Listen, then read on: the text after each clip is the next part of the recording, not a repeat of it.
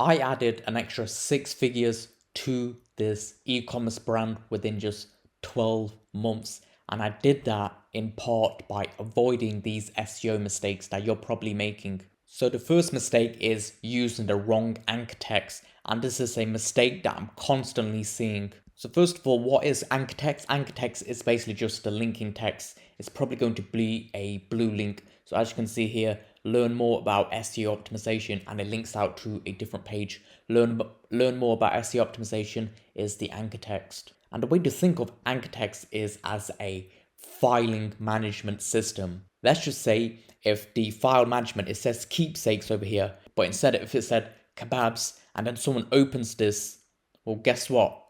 It's named kebabs, but it's got keepsakes in there.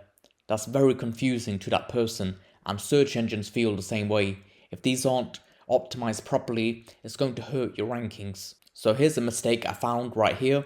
Learn more about us, and it just links to a collection page that sells glass bottles. And again, this is something I constantly find. So literally just go through your pages and look at the anchor text. All you can do is literally hover over the link and it'll show you what that link is in the bottom left of your screen. So just spend a few hours just going over this and making any changes that are necessary. So instead of learn more about us, I would put check out our glass bottle screw caps. That makes far more sense. Now the next mistake is just one that personally annoys me, and I constantly find SEOs making this mistake, and that's relying on on-page tools. So you probably heard of Phrase, Surfer, Page Optimizer, and the way to think of these tools, they're like a chicken wrap, except that that chicken wrap has got no sauce. It's just a grilled bit of chicken and called it a day. Is that going to impress anyone?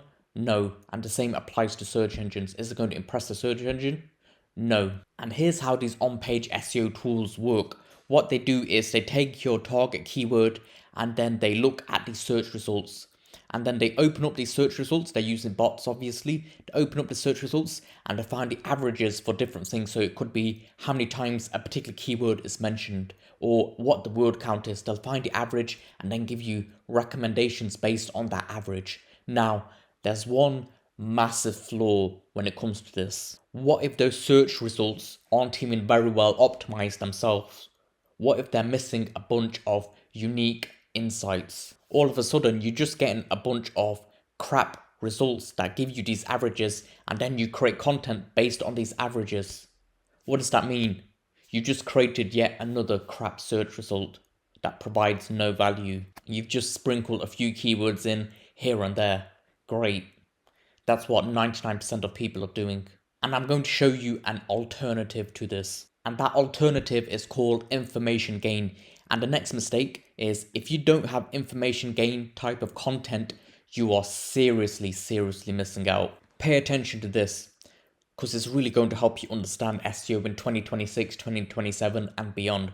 The way to think of Google or search engines in general is as a librarian. And this librarian or library, they have trillions and trillions and trillions of books. But here's the problem. They've got very limited shelf space. And here's what I mean by this. This is the top 10 results of Google. And this is all the websites that are trying to rank in the shelf space. So what does this librarian want to add to the shelf space? Is it going to be the same generic books with the same stories, the same research? Or is it going to be books with different stories, unique data, unique insights? You guessed correctly, it's going to be the one with unique insights, new information. And this librarian, aka Google, is asking itself a very simple question.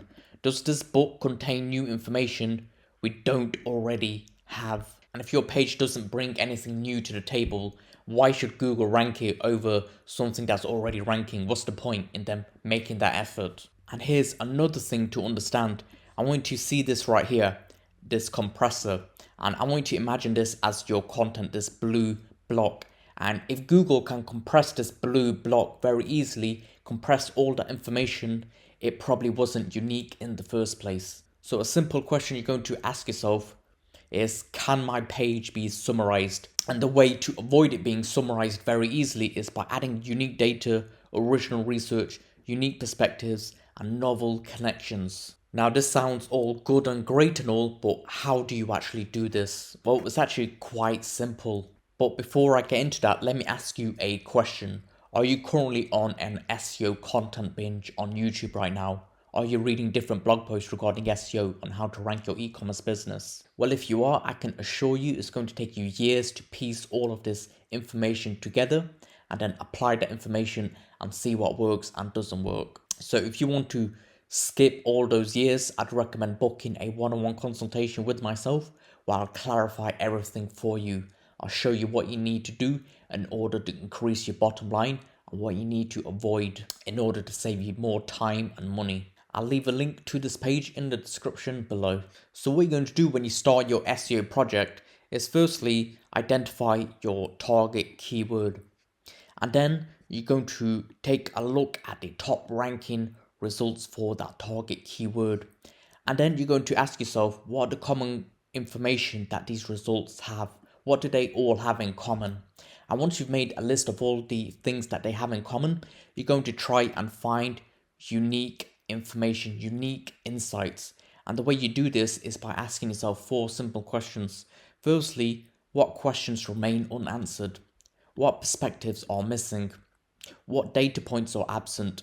What audience segments are ignored? And you can go to different places to find this information like Facebook groups, Reddit, look at product reviews, YouTube comments, forums, etc. And I'll give you an example. Let's just say you're trying to rank dice towers over here. What I did was join some board game Facebook groups and simply asked, why are people buying these dice towers? And then I got a bunch of comments, and all these comments, they provide so much unique insights, and I'll give you a few.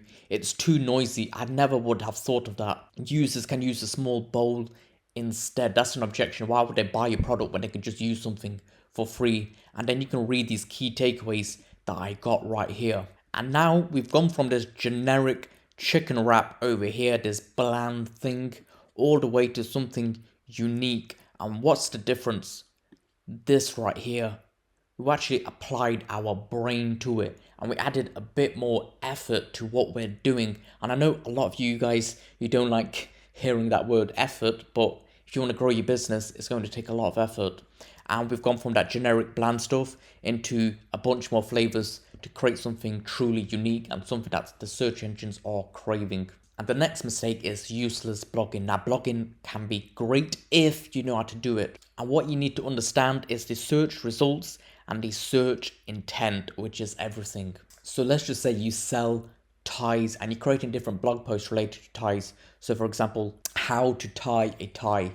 But guess what the problem is? The content is visual info. So first of all, you got sponsored products, then you got information, and then you got the short videos. People are looking for visuals here, not to read a blog post. That's the intent. Now let's take a look at this keyword, best processor for video editing. Now we've gone from something that was purely informational to something that's got some commercial intent behind it. If you look at the search results, unfortunately, there is an AI overviews, which is always going to be there, but we can get ourselves in there. I've got a Reddit result, and the third result is basically a blog post that was published in June 2025.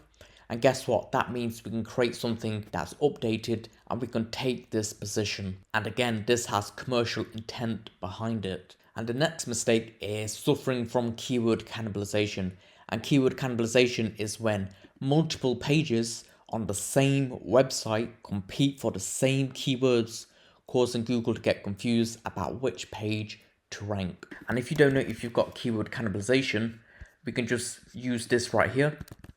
So literally, let's just take a random website and put in its domain. And let's just say the keyword it's trying to rank for is dice towers. Let's take a look.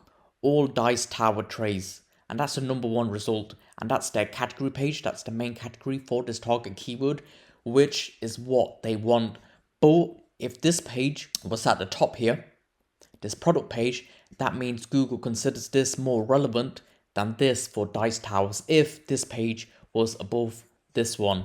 So literally just type in the target keyword you want to rank for, and if that target keyword is showing at the very top, that means you're all good. If another page is showing at the very top, that means Google considers that more relevant. So what you do is either optimize that page you want to rank even more and de-optimize the other page that you don't want to rank. If you don't have these mistakes under wraps, then you're leaving money on the table.